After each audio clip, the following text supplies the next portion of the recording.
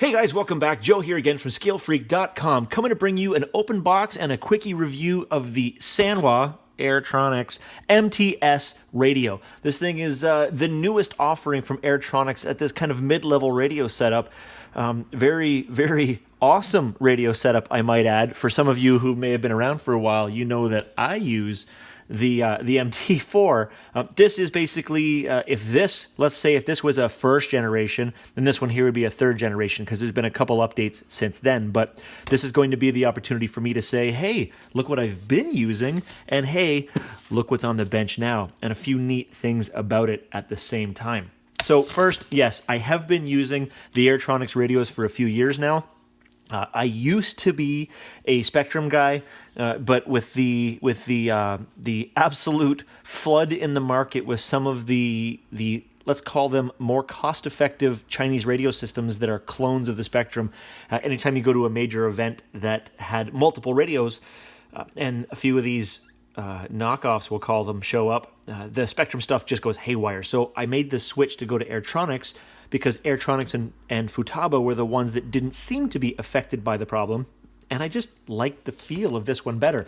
And honestly, Steve is a real bad influence to have around sometimes, and of course he was using the AirTronics at that time, and he went, here, hey, try this one for a second, and now I own one, so it happens. So I'm not always the bad influence. Sometimes other people are a bad influence on me too, Steve. So here is, and actually let me preface this by saying, this is Steve's new radio, which means that very shortly I'm going to probably have to buy one too. And I'll show you why, because this thing is mint. All right, so the box, not very big. Just big enough to fit the radio, not very heavy, but honestly, who cares? It's what's inside that matters, right? Isn't that what we've been told all of our lives? Open it up. Oh, let me get to it first. This thing is the MT-S PCRX 482, and I mean, because it's got radio stuff inside of it. Any more codes you need to know? No. Whatever. Open the box, Joe. Seriously. All right, so first thing you're going to find is a receiver. Now, this is badass. Now, we've all seen the old AirTronics receivers. Tell me this thing's sealed and I'm going to fight with it. Let me find this one. 2 receivers. So the receiver on this radio that comes with it does not have an antenna. That's right, guys. Check this out. Little receiver, no antenna. How neat is that? So it plugs in. There you go. And everything is built into this little bad boy here. You're talking about a 4-channel, 1, 2, 3, 4, as well as like an extra battery. Or in this case, I guess you could probably throw in like a BEC if you're a scaler, or possibly a transponder if you are a racer. So that is going to be nice, because you don't have to worry about where you're going to run that goofy receiver, your goofy receiver antenna, which I sometimes get caught up in my my gear mesh and have ripped a few of them off. So this radio system comes with 2 of them, so which is completely badass. These ones in particular are not waterproof, but they will be. There are waterproof antennaless ones available. Just to kind of show you the difference, there's the old receiver. See that big, huge monster machine there, and the antenna is stuck down to the chassis, up to the antenna line. Now look at this one.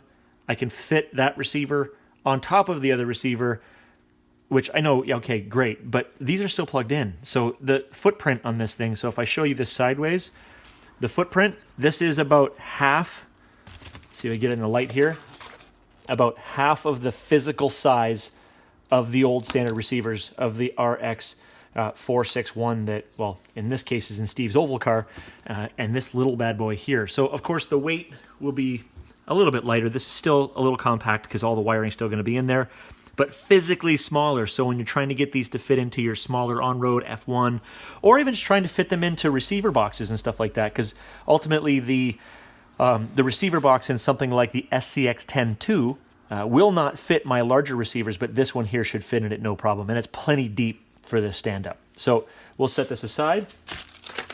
Receivers out of the way. So it does come with 2 of them. So that's one more reason why I'm going to love to pick up this one, because I actually need 2 more receivers. And if you price out the receivers themselves versus buying the receivers and the radio, it's a no-brainer, man. It's just an absolute no-brainer.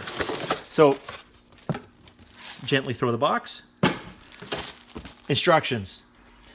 normally I would be like, cool, man, instructions, whatever. But this is a really, stickers, come on. This is a really complex radio. There are a lot of systems and subsystems. This is a race radio. So you have a lot of different things that you can adjust. Servo speed, servo throw, curve, tons of stuff, tons and tons of stuff that you can go through and you can set up on here. I actually recommend that you read a manual like this, because not only are you going to learn how to use your radio better, but there are actually some go fast tips that you're going to find in here. Different things to say, like, listen, if you slow your steering down, this will happen. If you slow your throttle down, this will happen. I always recommend going through the manual at least once just to know exactly what kind of stuff you have. So stickers and instructions aside now. Oh, got it. What's this? What are these? Oh, red means good, so this is a good thing. Open it up. Oh, buddy, there it is. Look at that. This is the MT-S, and put it side by side to the MT-4. So, I mean, ultimately the radio looks to be about the same size. It looks to be about the general same shape, but there's a lot of little bits and bobs on the inside that make all of the difference in the world. One thing I do, actually, let me correct that. Two things to point out immediately. Number one, the lever. So on the MT-4, there is a lever switch on the back, which I originally thought, it's super cool. I'll use that for my 4th channel, and I'll use that for like servo speed or something like that.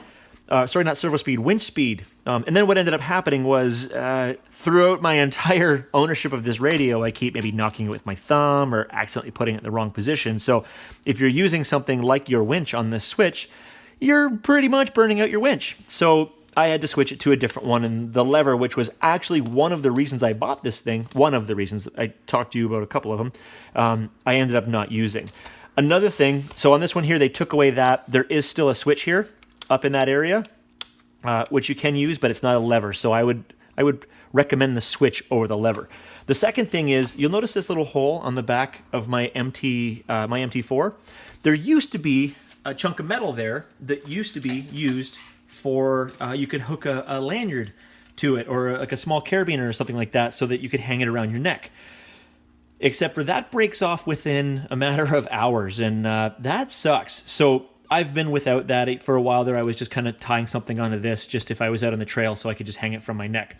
With this one here, it's a little more bit built into the plastic itself. I don't know how hard that is to see. There's the hole there. So you can put something through there and then hang something off of that. This plastic is going to be a little more sturdy than that little chunk of metal that was on there.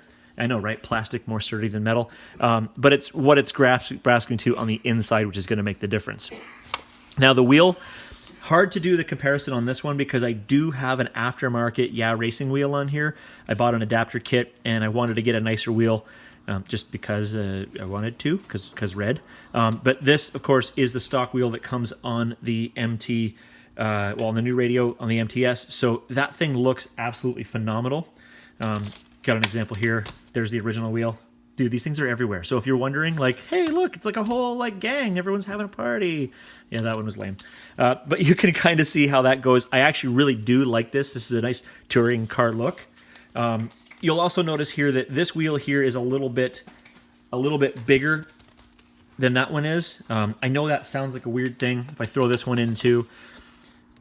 This has a very, very low profile foam, which makes it smaller. Which in some cases makes it easier to drive for racing.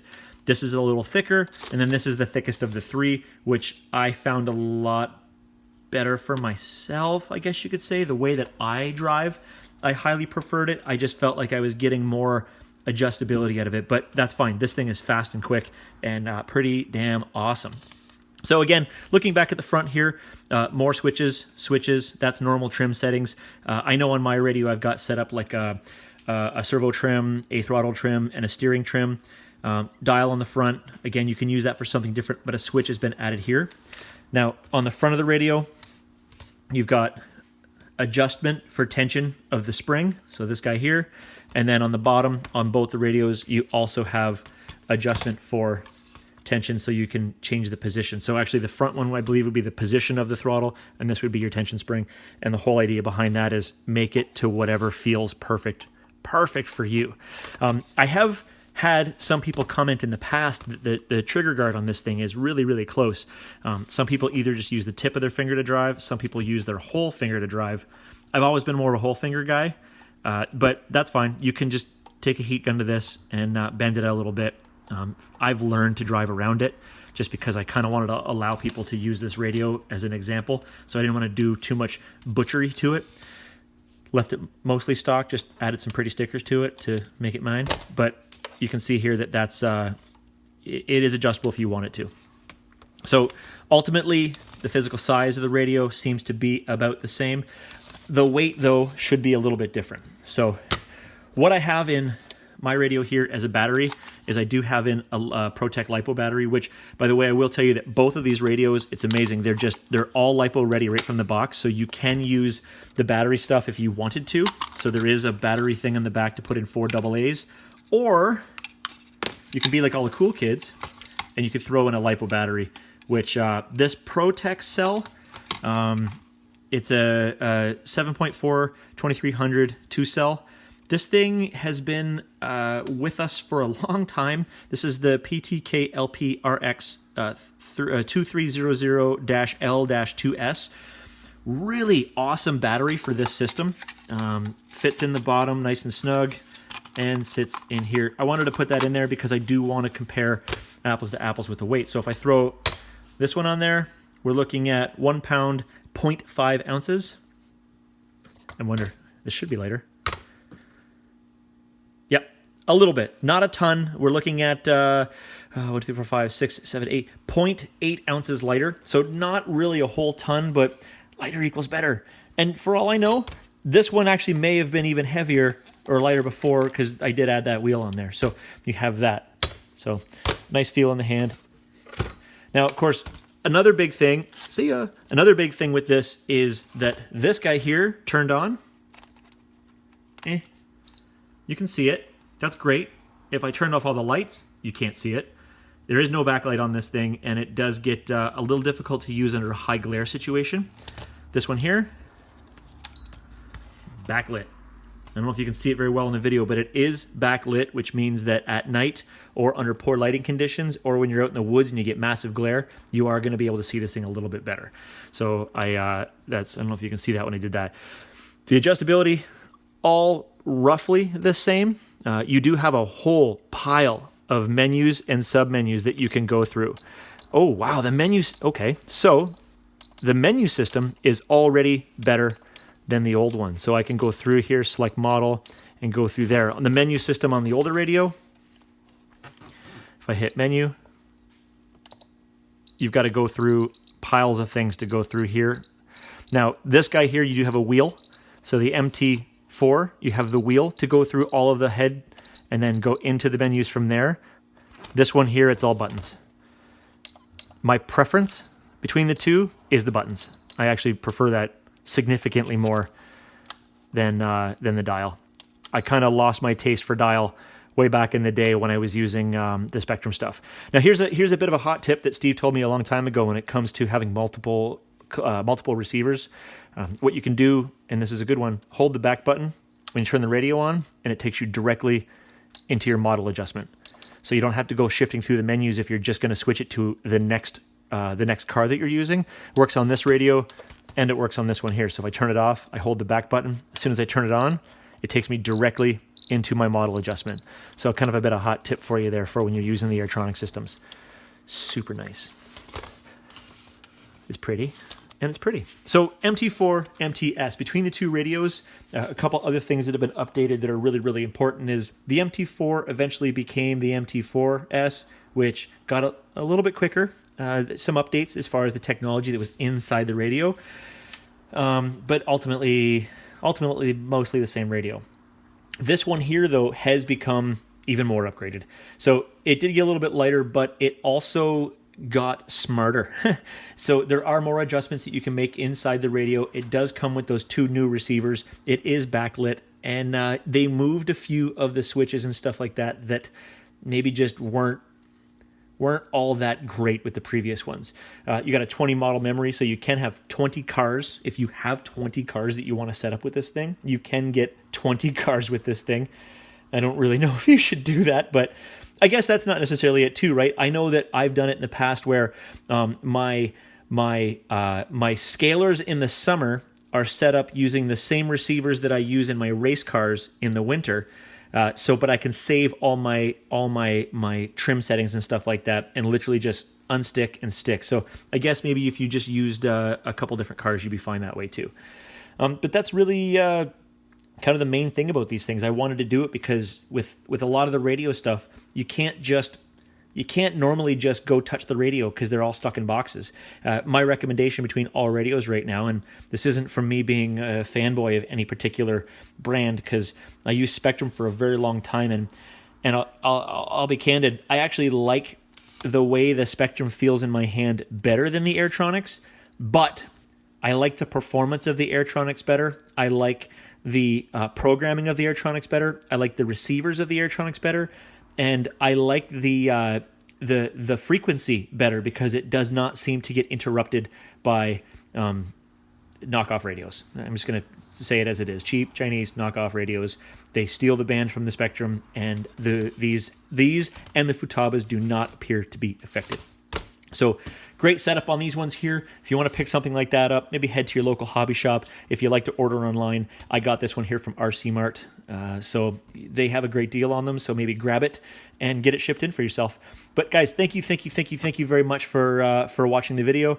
If you have any questions about the radios and stuff like that, please post in the comments field below. Myself as well as Steve are constantly looking through the comment sections, trying to answer any questions that you have. So please don't forget. Oh, also, if you like what you've seen and you know somebody else who might benefit from this, share it out within your communities, within your friends, and don't forget to click the like, and for future videos, hit subscribe. So guys, thank you very much for checking it out. Have a great day.